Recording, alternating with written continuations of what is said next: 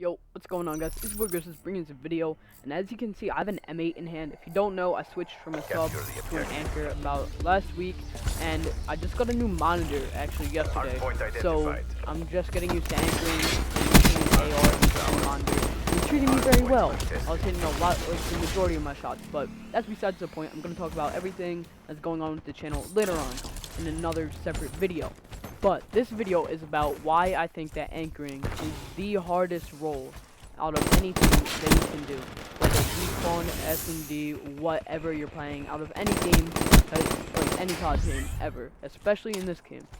So, without further ado, we're gonna hop right into it and why I think that anchoring is the hardest role to play. Now, the first thing, and we're gonna categorize it, okay? So it's gonna go off of like just gunfights and shit like that at first, then it's going to go with your teammates, and then it's going to go through all of the knowledge you need to know. So the first thing is you have to have a really good shot. Now, as you saw at the beginning of the game, when I picked that kid off top broken, I missed a few shots, but I was also shooting him through a wall.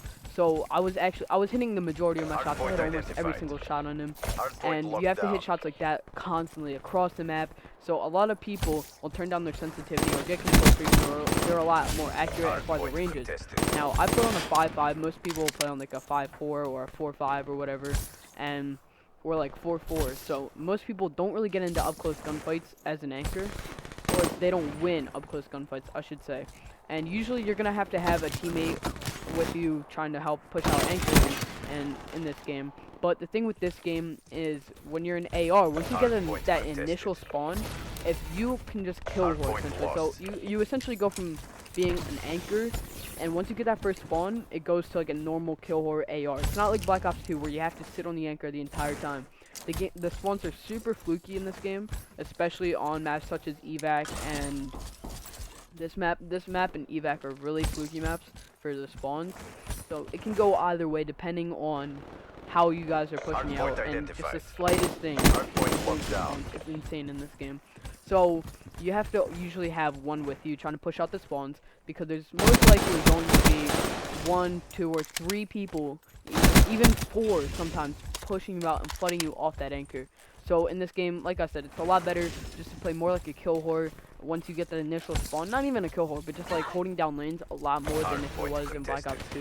We essentially just watch the back of the hard point. It's not like that at all anymore, which I like that because I can be a lot more aggressive now. So like right here, I'm sitting in the hill. We have 3 people in the hill. We're not losing this hill control.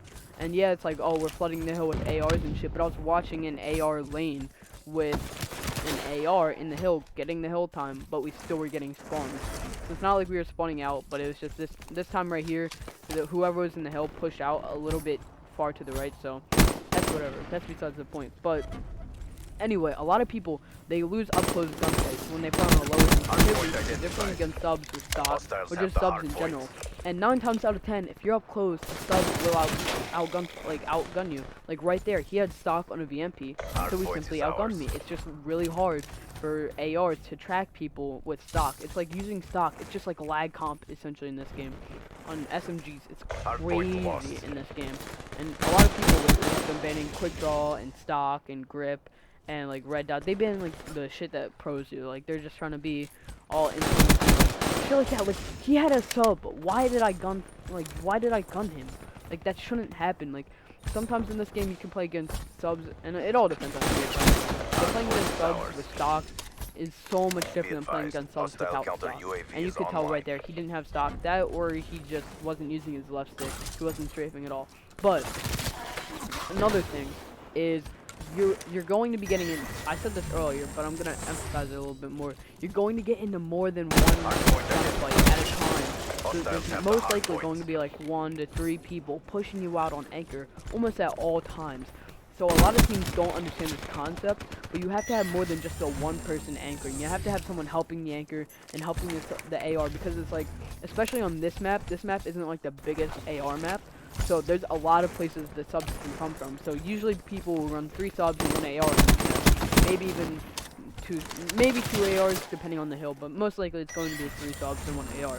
So you have to have at least 1 sub with you, because when you're getting 3 subs, most likely using stock, because so many people use stock in this game, it's so hard to kill sub stocks, especially when there's multiple of them at once shooting at you. So the thing with always having people pushing you out is teammates will constantly blame the fact that they lost the game on you, saying, oh, you weren't getting us spawns, oh, well, you weren't holding down AR lanes. And the thing is as an anchor, like I said earlier, you can't just be all by yourself. Like right there, instead of pushing through mid, going straight to the hill, because we had the hill control. Hill control wasn't an issue right there, because we were getting spawned, and we would have had hill control, especially where I was. But somebody just needed to come with me, because there's obviously going to be one AC, like right here. Like, it's an easy read for him to come up there, and I get shit on right here. It's so for me.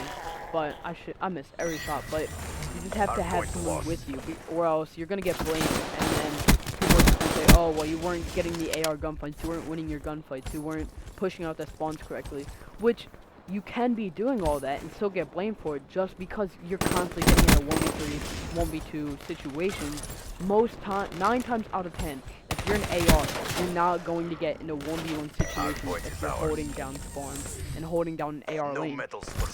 So you can get blamed all the time. Now, another thing is ARs have the most stress because, well, I'd say ARs have a lot of stress because there's most ARs are the like in-game leader, and they're always kind of keeping track of stuff because the subs are constantly running around. The ARs are a lot more chilled out, so that's just the way that I look at it, and that's the way I kind of perceive it. So it's like the ARs have a lot more smarts to do. So like you have to know where the spawns are. You have to constantly be looking at your mini-map. Like 90% of the time, if you're an AR, you have to be always looking at your mini-map. It's a huge thing, especially you have to see where your teammates are, where your teammates are spawning, where they are, so you have to know where the other team is going to be coming from. I just took every shot. I could barely see that kid. But you just have to, it's like, you have to have so much knowledge of what your team is doing, what your team is pushing out, and being an AR really, like, truly relies on your teammates' communications. Because you have to know what they're pushing out, what they aren't pushing out, what they're looking at, just so you can get a little bit more understanding of what you need to look at and what you need to push out. So, another thing is as playing anchor is most teams, like I said, they're just gonna blame shit on you. So what you gotta do now? What I do? How did I gun that kid? Like what? We were playing absolute shitters. But anyway, it was like if you're playing AR, like I said, it's a lot of stress. So you have to be constantly looking at your time, and a lot of teams don't rotate as quick as they should be. Now, some hills it's very debatable on the time that you should rotate at, but I say like on that hill right there, going from cages to palace, I think ARs should always rotate at 30 seconds. Now, I tried rotating at like 30 or so, but I got cut off rotation. I spawned out because my team was getting scrapped. But anyway, that's besides the point. But going from across the map like that, especially of where like the most ideal anchor spot is for this palace hill, you have to go from back AC all the way to like back green AC, like where my teammate just spawned.